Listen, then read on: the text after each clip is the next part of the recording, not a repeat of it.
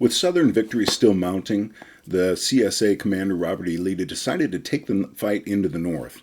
Lee knew that Northerners were becoming increasingly exhausted by the devastating loss of life of the war. Many Northerners were ready to just let the South go.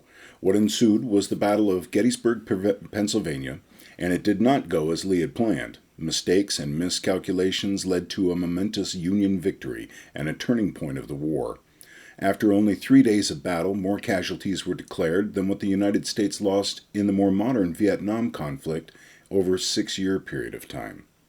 Several months later, President Lincoln attended the battlefield cemetery dedication and delivered the Gettysburg Address, still regarded as one of the most famous speeches ever made.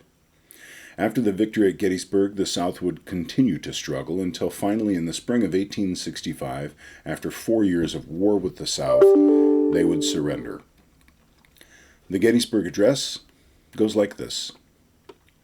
7 years ago, our fathers brought forth on this continent a new nation conceived in liberty and dedicated to the proposition that all men are created equal. Now we are engaged in a great civil war, testing whether that nation, or any nation so conceived and so dedicated, can long endure. We are met on a great battlefield of that war. We have come to dedicate a portion of that field as a final resting place for those who here gave their lives that the nation might live. It is altogether fitting and proper that we should do this. But in a larger sense, we cannot dedicate, we cannot consecrate, we cannot hallow this ground. The brave men, living and dead, who struggled here have consecrated it far and above our poor power to add or detract.